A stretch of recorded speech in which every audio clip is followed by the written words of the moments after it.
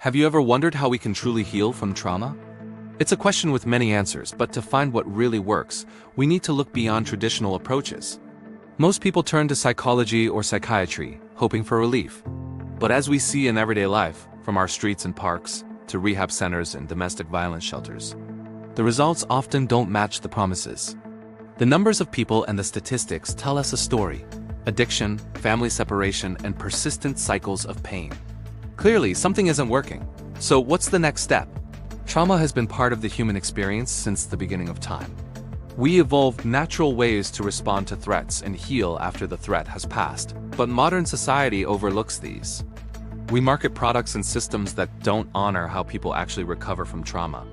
We also forget how generational trauma impacts individuals, families, and entire communities, fueling the social challenges we face today. If we're honest about what healing requires, the answer is simple. We need to feel safe. We need to be surrounded by a close and supportive circle, our family. We need to co-regulate with these trusted companions, learning to calm and re-regulate our nervous systems together. We need to relearn trust and let go. We need guidance and encouragement to return to life and reconnect with society. These needs were met naturally in the communities of old world societies. Without those structures, humanity would not have survived for millennia. Today, in our modern world, it's time to rethink how we approach trauma. By learning from our past, we can find a real path forward to healing for ourselves and for our communities. Hey y'all, it's Bear here.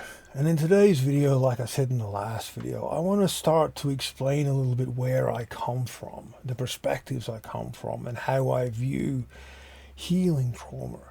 Now, anyone who has known me for a long time starts to understand that I come from outcomes, purely from outcomes as a perspective. Intent for me and from my own experiences, 9 times out of 10, a stated intent doesn't play out the way because the ecology that's required for that intent isn't there. So I learned from a very young age to focus on outcomes, which defines the ecology that everything around a person, an individual, a group, a family, or a situation, everything that will be provided for that group or that person comes from. And it's the same way out of all the decades I spent studying and researching and pulling apart trauma, and the different people I've listened to, the different lectures I've attended, everything that I have done to learn what I have learned, and all the things I developed through the years as a practitioner and as an advocate, were all revolving around how do I improve the outcome? How do we create an ecology that actually works in supporting healing? Because I see thousands of intents out there. There's all these slogans and categories and diagnoses and definitions.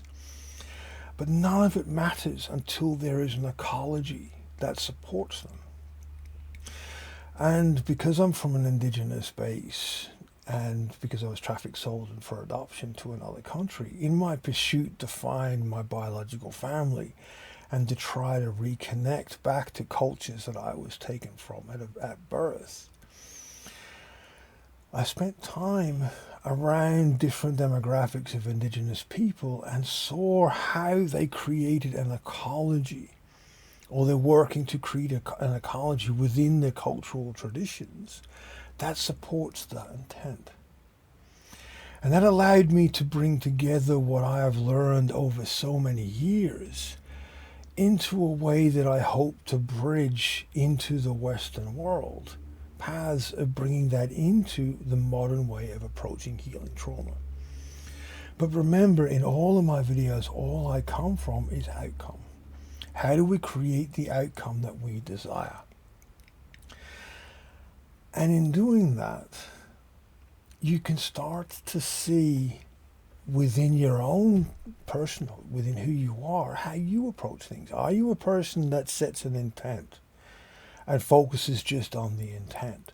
Or are you a person that is taught or learned to focus on outcomes, or a bit of both? This gives us insights into, one, a lot of the base of who we are, but also in how we can heal. For me, it will always come down to an ecology. An ecology is living. It's what ecology that is around us and how we can create that ecology to provide what we need to come out of survival and heal. The first step of that is to redefine and relearn to be safe. And to be able to achieve that is through co-regulation with a few close people, a small group of people. And all the steps that come with that. So hence, if you go through the videos on my channel, you will see a theme of how a group of them are all about the different steps that you can use to create the understanding to be able to create a small group of the right kind of people that your nervous system will accept over time, and you can start to co-regulate, teach your nervous system to broaden the interpretations of threat and savior on the path to safe. We cannot teach our nervous system safe verbally. We cannot talk to our nervous system to teach it to be safe. We need to experience it. And the way our nervous system learns safe is through co-regulation with others. Is if they're not on a threat level, they're not triggered, our nervous system asks the question, why are they not triggered? Why am I triggered?